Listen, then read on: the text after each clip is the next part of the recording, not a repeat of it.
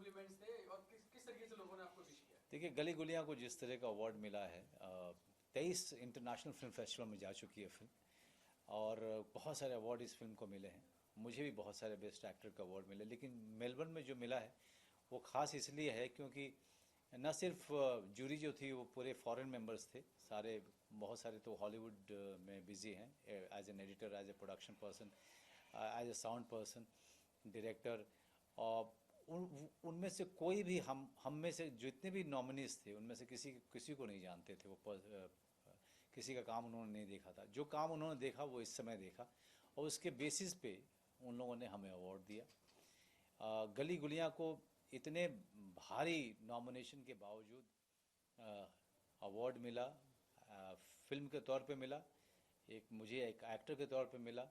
इसलिए ये फिल्म और ये अवार्ड बहुत ज़्यादा सम्मानित माना गया है। इसीलिए इस अवार्ड से हम सब लोगों को काफ़ी खुशी हुई है। और अब हम फिल्म 7 सितंबर को लेके आ रहे हैं, और जब हमने ट्रेलर रिलीज़ किया और जिस तरीके से ट्रेलर को हाथों हाथ लिया गया है, हमें ये आशा नहीं थी। हमें, अगर मैं कहूँ कि हमें बहुत विश्वास था कि एक इंडिपेंडेंट फिल्म को इस तरीके से हाथों हाथ लिया जाएगा, उसके ट्रेलर को, ये हमें आशा नहीं थी। लेकिन जिस तरीके से दर्शकों ने इस ट्रेलर को सराहा है और जिस तरह से ये वायरल हो रहा है और दिन प्रतिदिन बढ़ता जा रहा है, वो अपने आप में आश्चर्यजनक है। ओके मनोज सर, क्योंकि इतनी सारी फिल्में आपके, इतने सारे किरदार हैं,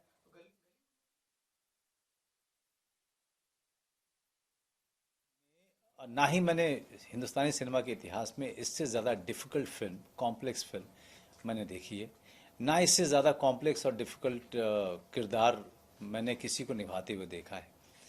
मेरे लिए ये कैसा रहा कि 1.5 महीने पहले से मैंने इसकी तैयारी शुरू की थी। ये रोल एक ऐसे व्यक्ति का है जो एक बंद कमरे में, अंधेरे कमरे में रहता है, लोगों के इलेक्ट्रिशियन है चांदनी चौक के एक गली में, जिस गली का नाम है गली गुलियाँ, और वहाँ पर इलेक्ट्रिशियन का काम करता है। लोगों के घरों में चुपके से कैमरे लगाता है और देखना चाहता है कि लोगों की ज़िंदगी में क्या चल रहा है। एक मानसिक रूप से डिस्टर्ब आदमी है जिसे आवाज़ सुनाई देती है एक बच्चे के रोने की, जिस बच्चे को उसका बाप मार रहा है, उस बच्चे को ये बचाना चाहता है। और पूरी फिल्म में वो बच्चे को खोजता रहता है कि किसी तरीके से उस बच्चे को उसके बाप के मार से, उस बाप के प्रताड़ना से उसको बचाया जा सके। और वो आवाज़ उसके दिमाग से जाती नहीं है, उसके कानों में हमेशा पड़ती रहती है। तो ये एक ऐसे मेंटली डिस्टर्ब आदमी की कहानी है और उसकी खोज है उस बच्चे को बचाने की। तो ये कहानी है। अगर संक्षिप्त में बताऊँ तो इसमें शहाना गोस्वामी हैं, नीरज कवि हैं, रणवीर शोरी हैं, और जो बच्चे का रोल जो लड़का कर रहा है वो सच में स्ट्रीट चाइल्ड रहा है और इस फिल्म में काम कर रहा है। वो सलाम बालक ट्रस्ट संस्था के साथ जुड़ा हुआ है। ये अपने आप में मेरे लिए बहुत सबसे ज़्यादा डिफ़िकल्ट किरदार रहा है करने के लिए। जी जी मनोज सर, हमेशा ही एक्टर्स को, जो बहुत मशहूर कलाकार होते हैं, उनको नज़रअंदाज कर दिया जाता है स्टारडम की आड़ में। तो कितनी खुशी होती है जब एक सही चीज़ के लिए, सही फिल्म के लिए एक सही अभिनेता को एक सही अवार्ड दिया जाता है। नहीं, देखिए, मैं अगर इसी अवार्ड को हमारे हिंदुस्तान में मिनिस्ट्री फंक्शन में दिया जाता तो शायद मुझे नहीं मिलता। लेकिन चूँकि बाहर में मिला, बाहर में ये जूरी तो जो थी बिल्कुल हम लोगों के नाम को जानती भी नहीं थी। उन्होंने प्योरली हमारे काम के बेसिस पे दिया है, इसलिए ये बहुत ज़्यादा हमारे लिए अहम रखता है। और इससे हमारी फिल्म को फ़ायदा हो रहा। हमारी फिल्म के बारे में लोगों ने बात करना शुरू किया है। इस अवार्ड के कारण भी बहुत सारी चर्चा में आई है फिल्म, और आशा करते हैं कि जब फिल्म रिलीज होगी तो लोग भारी तादाद में फिल्म को देखने जाएंगे, अपने परिवार के साथ जाएंगे, क्योंकि इस फिल्म को यूएस सर्टिफिकेट मिला हुआ है।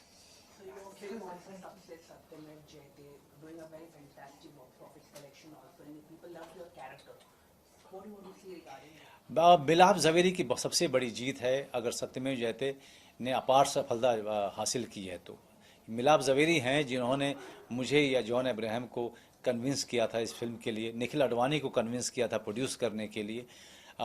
हम लोगों के मन में बहुत सारे सवाल थे शूटिंग के दौरान, लेकिन मिलाप ज़वेरी ने हम सबको चुप कर दिया था, और ये कहते हुए चुप किया था कि मैं बहुत सारी फिल्में देखता हूँ, कमर्शियल फिल्में, और कमर्शियल फिल्मों में मेरा विश्वास है।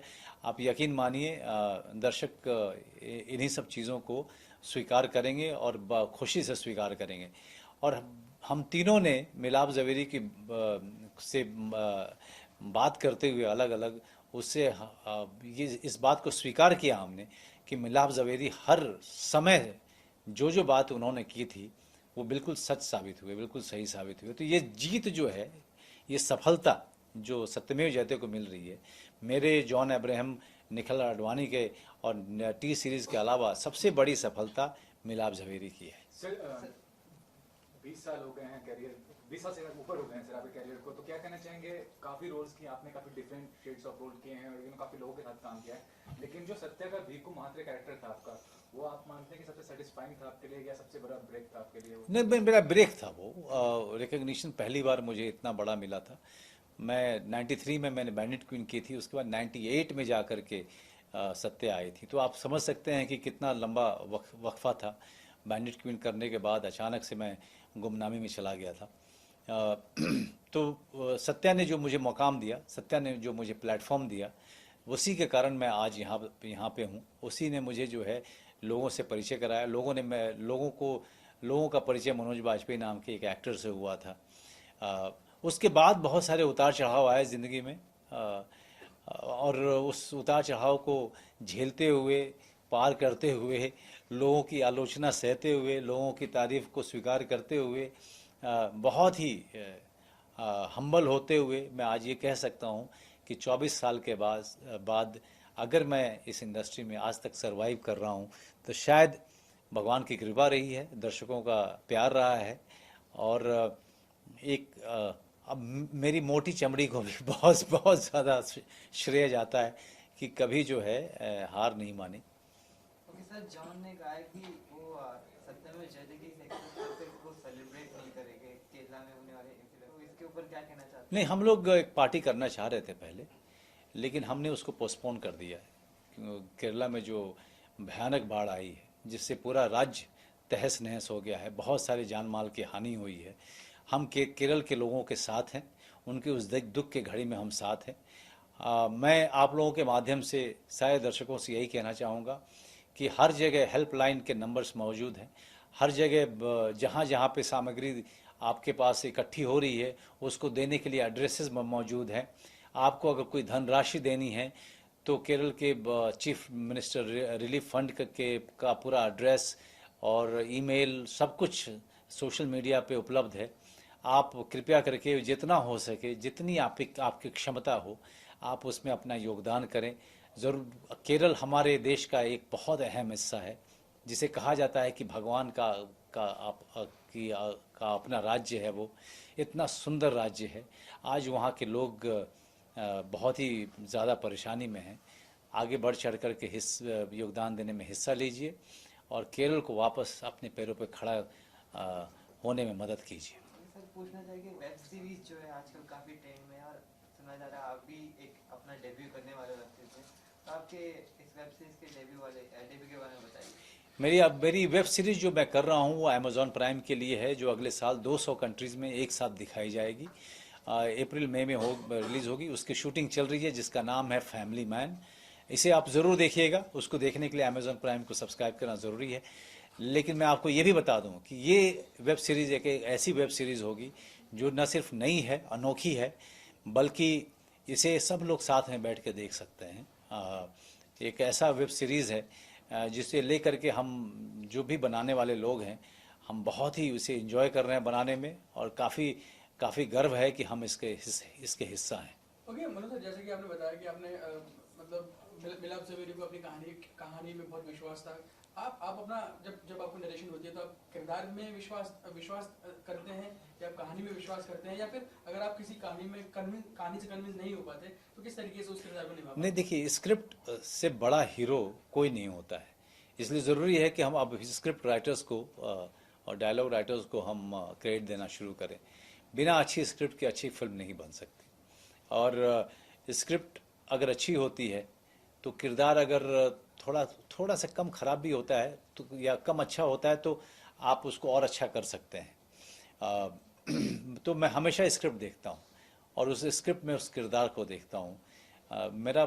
जब मिलाप ज़वेरी ने मुझे कहानी सुनाई थी तो मैं पलक भी नहीं झपका पाया था जब इनकी नरेशन शुरू हुई थी।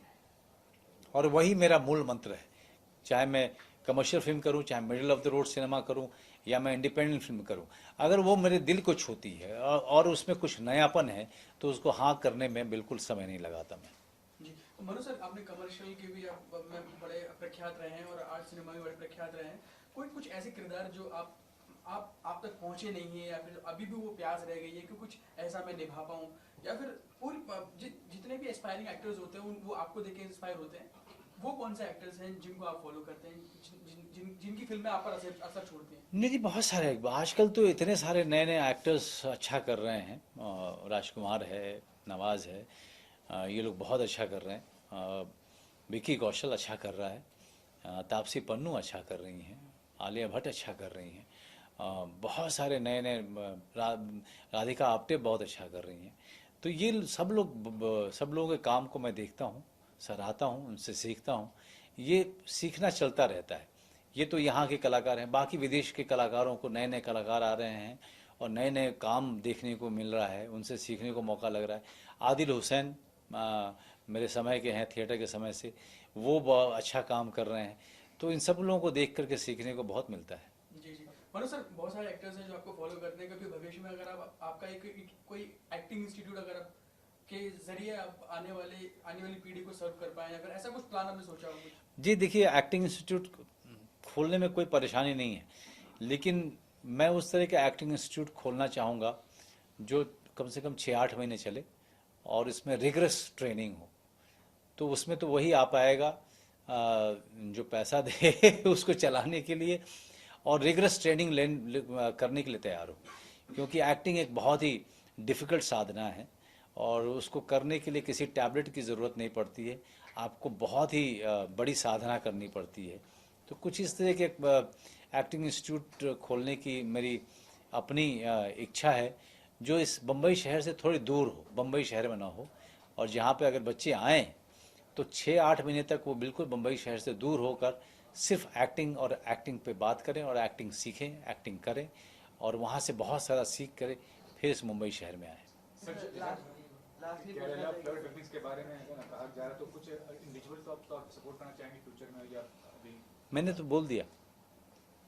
लास्टली पूछना चाहिए, आपकी फिल्म आ रही है लव सोनिया, ये साल आने वाली है, उसके बारे में कुछ बताना चाहोगे? लव सोनिया विमेन ट्रैफिकिंग पे है। जितनी जल्दी सेंसर से पास हो जाए बहुत अच्छा रहेगा। मैं और सेंसर से मैं ये दरख्वास्त करूँगा कि उस फिल्म को बिल्कुल ज़रा सा भी न काटें, क्योंकि विमेन ट्रैफिकिंग एक बहुत बड़ा इशू है हमारे समाज का, एक बहुत ही हॉरिफिक क्राइम है। और लव सोनिया जिस तरह की फिल्म बनी है उसमें अगर बिल्कुल छेड़छाड़ ना किया गया तो जो भी उस फिल्म को देखेगा उससे प्रभावित हुए बिना नहीं रहेगा, उससे अफेक्टेड होगा। वो फिल्म आपको डिस्टर्ब करेगी और आप उसके बारे में सोचने पे मजबूर होंगे। तो ये ज़रूरी है कि लव सोनिया बिना किसी कट के, बिना किसी ज़्यादा काट छाट के लोगों तक पहुँचे, ताकि लोग जान सकें कि इतना घिनौना अपराध हमारे समाज में कई सालों से हो रहा है, जहाँ पे लड़कियों को, छोटी छोटी बच्चियों को देह व्यापार में लगाया जाता है, और ये कितना ख़तरनाक और घिनौना अपराध है। बहुत अच्छी फिल्म बनी है और बहुत सारे मेरे डायरेक्टर दोस्तों ने फिल्म को देखा है और बहुत ही तारीफ़ की है उन्होंने उस फिल्म की। विदेश में भी बहुत सारे लोगों ने देखा है। मुझे याद है कि LA में जब मैं था तब डेमी मूर ने देखा था। वो 2-3 घंटे तक बात नहीं कर पाई थी वो फिल्म देखने के बाद। तो इस तरह का असर छोड़ती है फिल्म। अगर उसको काटा नहीं जाए, छांटा नहीं जाए, तो ये फिल्म हमारे पूरे ऑडियंस को इतना ज़्यादा झकझोरेगी कि हर कोई इसके बारे में सोचने पे मजबूर हो जाएगा। शुभकामनाएं। Thank you. धीरे धीरे करके, धीरे धीरे जाना तुम।